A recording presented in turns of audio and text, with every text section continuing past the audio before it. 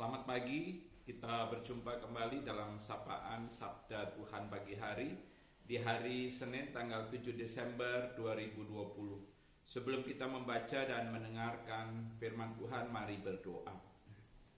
Ya Tuhan, kami bersyukur untuk pemeliharaan Tuhan dalam kehidupan kami. Pemeliharaan-Mu menyatakan kasih setia dan rahmat-Mu yang selalu Engkau nyatakan dalam kehidupan yang kami jalani. Di saat ini kami hendak menjalani aktivitas kerja dan karya kami. Namun kami rindu juga untuk mendengarkan sapaan sabda-Mu.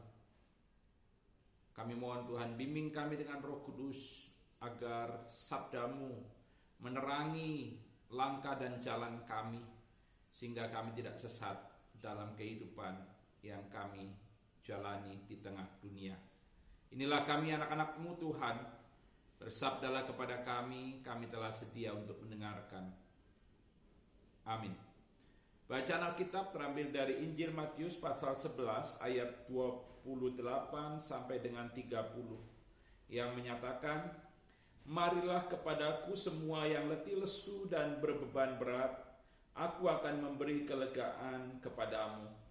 Pikulah kuk yang kupasang dan belajarlah padaku, karena aku lemah lembut dan rendah hati, dan jiwamu akan mendapatkan ketenangan. Sebab kuk yang kupasang itu enak dan bebanku pun ringan."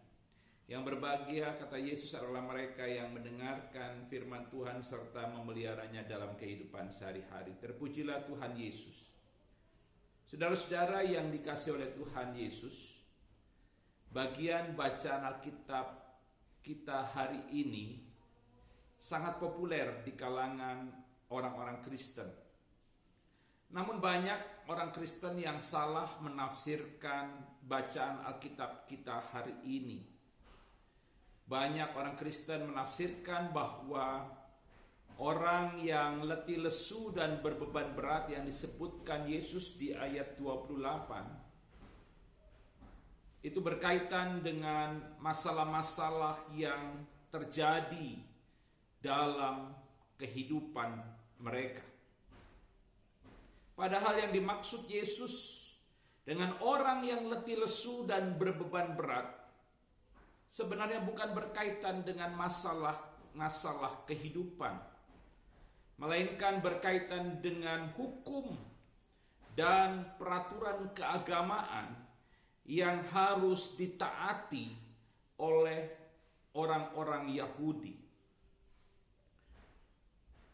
Ibu bapak dan saudara-saudara yang dikasihi Tuhan, supaya kita tahu bahwa ada total 613 peraturan yang harus selalu diikuti oleh orang Yahudi yang mau taat, mau hidup secara taat kepada Tuhan.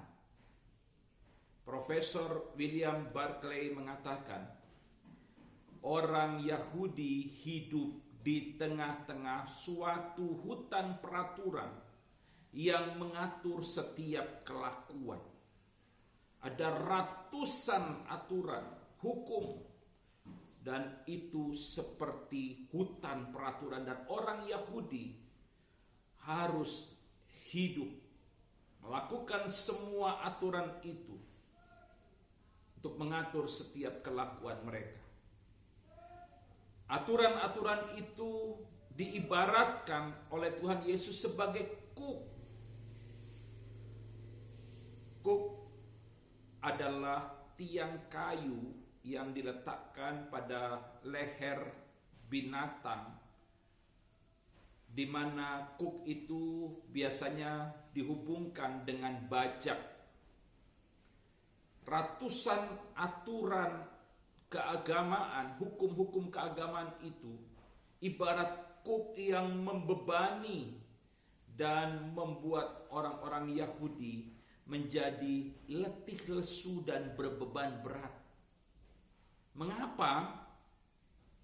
Karena ketika hukum dan aturan-aturan keagamaan itu tidak ditaati, maka bisa berujung pada penghakiman dari sesama, terutama yang dilakukan oleh orang-orang yang merasa diri benar, merasa diri suci, yang menganggap atau merasa dirinya sebagai wakil Tuhan untuk menghakimi orang lain. Dan bahkan bisa saja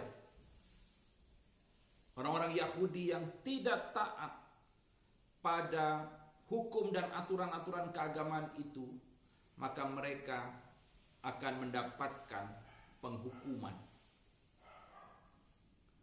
Nah, kepada orang-orang yang letih lesu dan berbeban berat karena harus mentaati ratusan hukum dan peraturan keagamaan, dan ketika mereka harus mentaati ratusan hukum dan peraturan keagamaan itu di bawah bayang-bayang penghakiman dan penghukuman,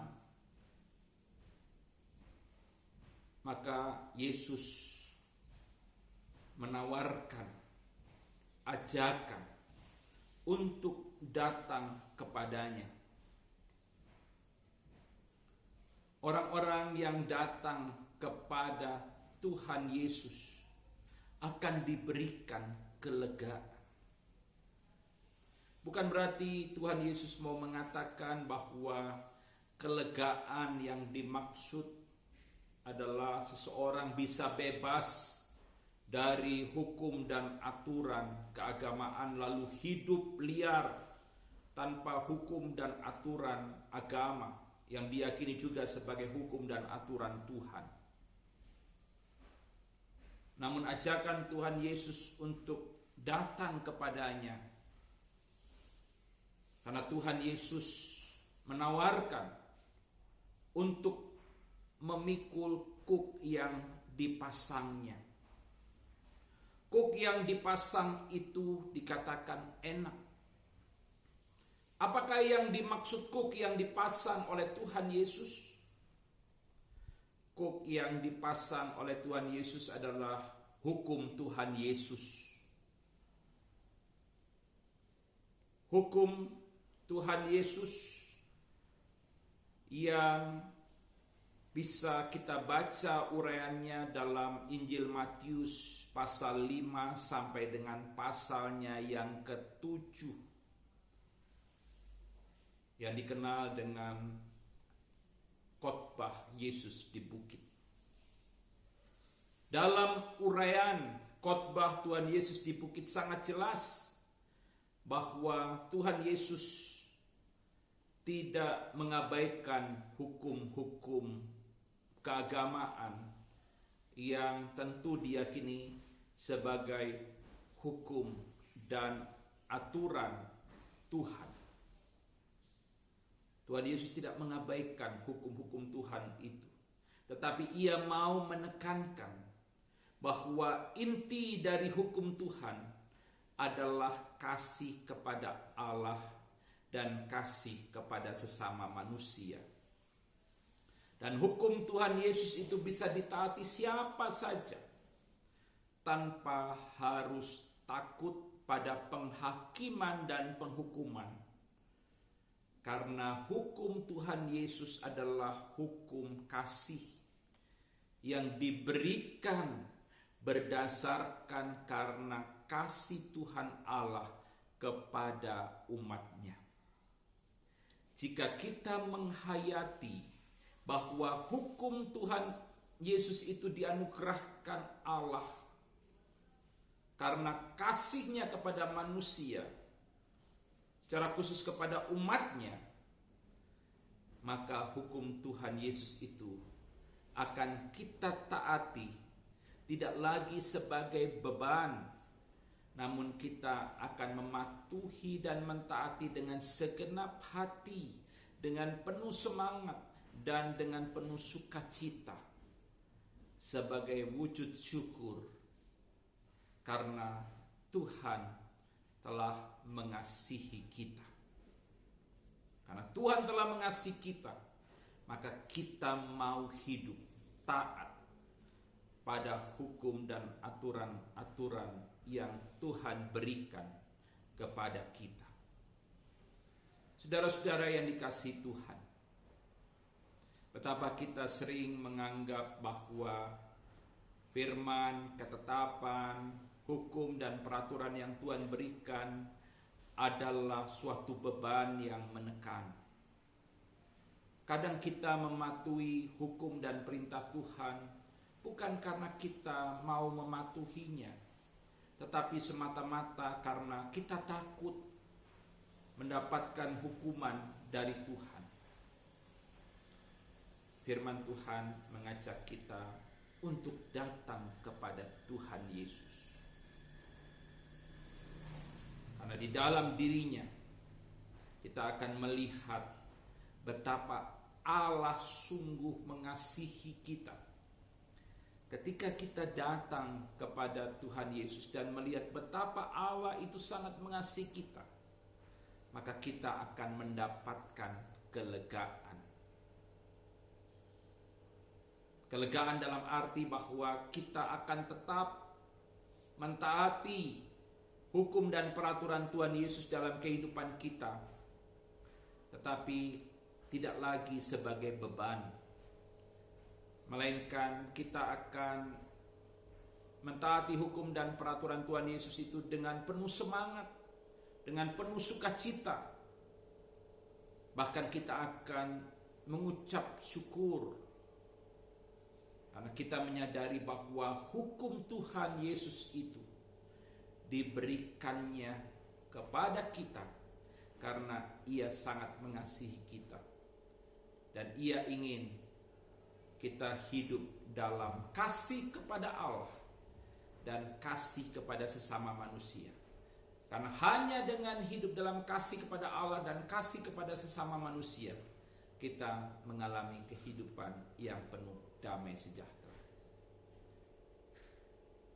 Mari jalani hidup dengan penuh sukacita, taati, patuhi hukum dan ketetapan Tuhan Yesus bukan sebagai beban,